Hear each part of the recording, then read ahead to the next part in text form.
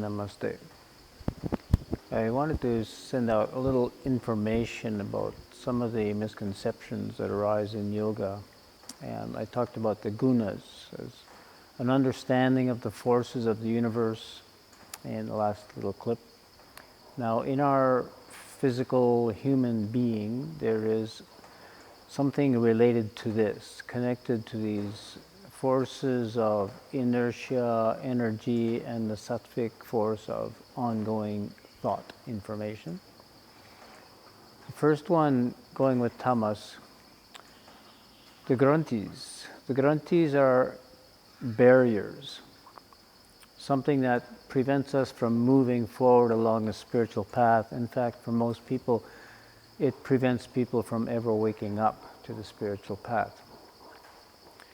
So Brahma Grunty is the first of these barriers, and it's kind of residing in the first chakra, or at the base of the spine, and is connected to one of the gunas known as tamas. And tamas is that power of inertia, the power of solidification that doesn't want to move. So it keeps us very solid. And when the body is at rest for a period of time, it wants to stay at rest. Now, we all notice this when we wake up in the morning and we realize, oh, it's time to get up and go do some things. The body is sluggish. It hasn't been moving for a long time. It's built up a residue or residual pool of carbon dioxide everywhere in the body. And this creates this sensation of not wanting to move, almost waking up like feeling tired. Once you start moving and breathing, it goes away fairly quickly. But getting over that barrier is one of the first steps in yoga. Understanding and realizing your body doesn't necessarily want to be running and playing and moving as it did when you were a child, because we have built up resistance in our adult years. So this barrier is overcome by essentially a degree of willpower to move your body, to get it moving. And the Hatha Yoga, which is also connected to the first chakra, is how to get your body in motion, make it flexible, and really get rid of the resistance that's in there by too much stiffness in various areas. That's the first one, Brahma Grunty. Second one is Vishnu Grunty. This one is, let's say, located, it's third chakra connected, but located above the third chakra, and it prevents people from rising up into the fourth chakra area. What happens when energy comes to your third chakra, you encounter this Vishnu Grunty, which you feel the energy come up and it feels like hunger. This is a third chakra phenomenon connected to the digestive system, and when the energy goes, it activates the digestive system. The juices begin flowing and we feel hunger. We react by going to get something to eat. So what is this barrier? It's the conditioned reflex. The reflex to not move at all is in the first chakra, Brahma Grunty. Vishnu Grunty is habitual behavior.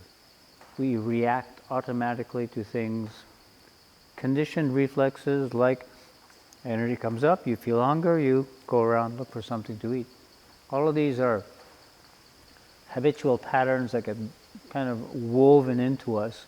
We grew up with it, and then it's not just that we eat, but we have a habit of eating certain things.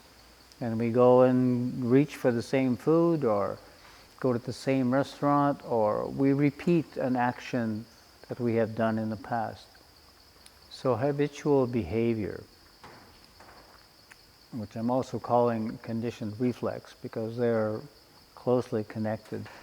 Everything you have learned to do, you automatically do. You've learned the motions of doing everything with your hands, of walking, of going to the fridge to get some food, whatever it is, you know how to do these things. So you do it, and you don't need to be conscious and present. It's just automatic, autonomic behavior. This is Vishnu Grunty. We have tons of these little programmed behaviors in our subconscious, and they tend to keep our life going. And this is what keeps the karmic wheel rolling. To become conscious and make changes is what's required here. So again, the use of willpower to see that you have a habit that's actually, maybe it's a bad habit, of eating certain things, or smoking something, or something you're so used to doing. Changing it. The ability to change our habits comes from this willpower, the power to do. The will comes from here, the idea of what to do, and the power to do it physically comes from here. So this barrier is in a sense physiological because it's to do with physical motion and doing, and it's very connected to the guna that we call rajas, which is energy flowing. We have created neurological pathways to create these actions that we do. When the energy goes, it automatically goes to the nerves that are already in place and activates the muscles, and we do the same thing in the same way as we have in the past.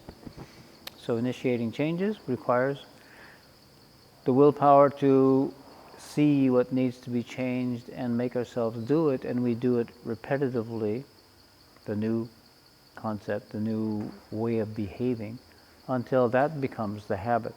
And then it's a good habit rather than a bad habit. And ideally, you don't need to change that one. Third Grunty is up at the Throat Chakra. It's called Shiva Grunty. And this one is connected to the sattvic element.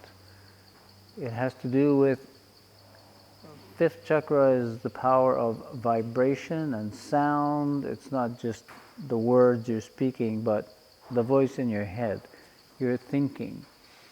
It's connected to the sattvic element because sattva is the information of the universe, and we are tuned in and in touch with some of that information.